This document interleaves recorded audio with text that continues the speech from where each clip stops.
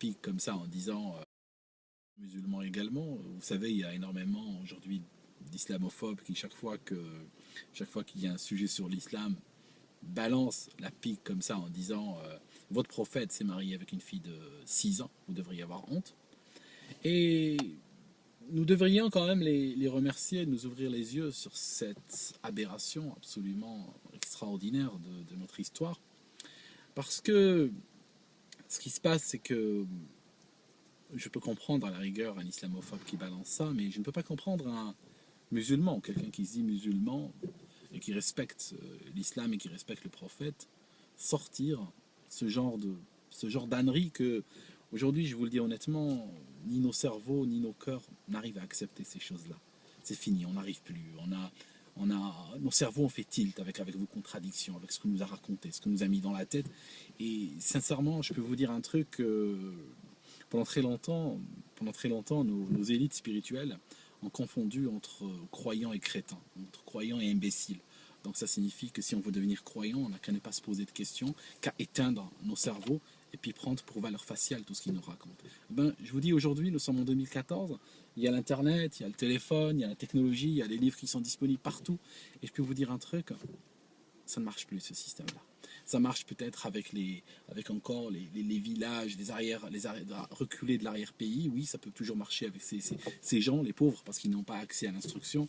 Mais je peux vous dire avec des gens qui ont au moins un minimum d'éducation et un minimum d'expérience de vie, vos conneries ne rentrent plus dans nos têtes. Voilà, je vous le dis honnêtement. Alors, aujourd'hui, j'aimerais vous parler d'une histoire. Cette histoire est terrible parce que je vous donne un exemple. Imagine que tu travailles dans une entreprise ou dans une école ou autre, et puis on te dit, tu entends que quelqu'un a dit à quelqu'un que le directeur de l'école s'est tapé une gamine de 6 ans. Alors tu comprends que c'est une accusation très grave parce que tu es en train de porter atteinte à l'honneur, à la dignité, à la réputation de la personne. Et c'est une accusation tellement grave que si tu es un humain normal, tu ne vas pas la répéter ou tu ne vas pas la répéter à la légère. À moins que tu sois toi-même témoin oculaire. C'est vrai que ce genre d'histoire, ça ne se répète pas, ça ne se dit pas, parce que ça constitue une insulte, ça constitue quelque chose de très violent envers la personne envers laquelle tu le dis.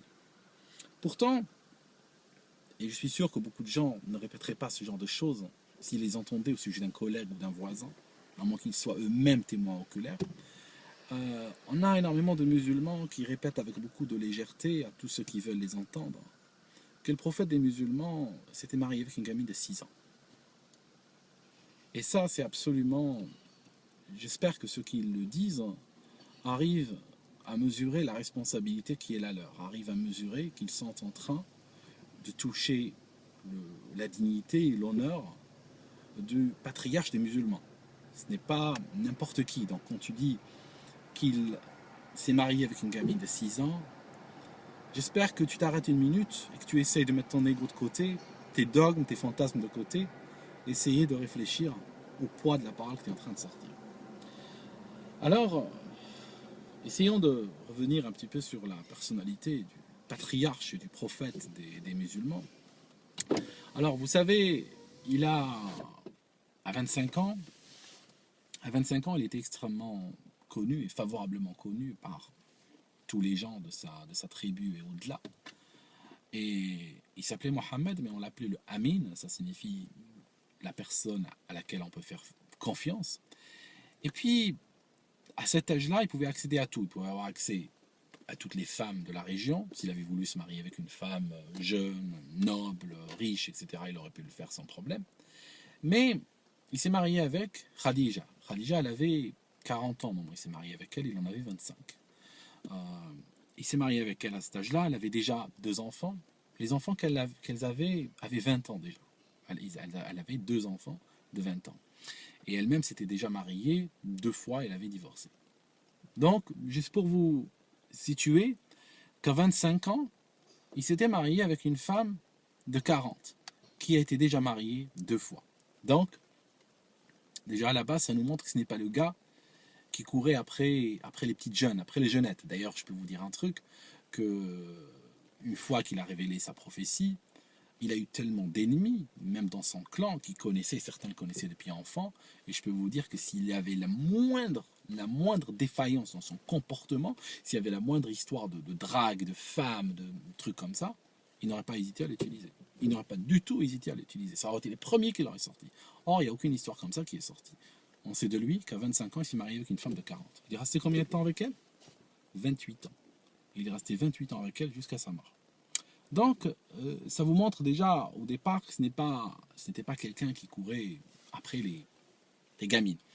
Ce que je cherche à vous dire déjà, c'est que ce que je suis en train de faire, et que beaucoup font, c'est littéralement une enquête d'histoire, une enquête de police. On a une affaire, on a une accusation très lourde qui est portée. Alors qu'est-ce qu'on fait? On essaye d'analyser la personnalité de cette personne qu'on accuse, on essaie d'analyser sa vie, son parcours, et voir déjà, dans un premier temps, si cette accusation colle avec son parcours. Et après, on va essayer de voir les témoins, on va essayer de voir les informations qu'on a au sujet de ça, et essayer de voir si les témoignages au sujet de cette histoire sont cohérents, vont tous dans le même sens, ou s'il y a des contradictions, des faiblesses dans les témoignages qui nous permettraient peut-être de prendre plus de recul par rapport à une chose pareille. Alors, ce qui se passe, c'est que à la mort de Khadija, avec laquelle il est resté 28 ans, eh ben, il s'est marié avec une femme qui s'appelle Saouda.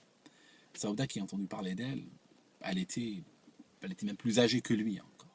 D'accord. Et c'est pas une femme que l'histoire il faut aller chercher dans le livre pour la trouver, mais ce n'est pas une femme qui jouit d'une grande réputation dans le sens où elle n'est pas connue, en fait. Alors, ce qui se passe, c'est que à un moment donné, il divorce de Saouda. Saouda, en fait, il n'a pratiquement jamais vécu avec elle. Il l'avait épousée plus pour fonder un foyer avec elle, basé, parce qu'à cause de ses enfants et tout ça, qu'autre chose. Alors, ce qui se passe, c'est que il y a l'histoire de Aïcha qui arrive. Aïcha, la fille de Abu Bakr. Alors, c'est celle-là dont on l'accuse de s'être marié avec elle à 6 ans. Alors, il faut savoir que qui a organisé le mariage déjà. Ce n'était pas lui qui avait été chez Abu Bakr pour organiser le mariage. Abu Bakr, c'est le père de Aïcha. C'est plutôt une femme qui s'appelle Khawla, qui était venue vers lui et lui a dit, écoute, tu es seul, est-ce que tu ne voudrais pas qu'on te marie? Je pense que les arabo-musulmans qui écoutent ça reconnaissent quelque chose qui existe dans notre société jusqu'à maintenant.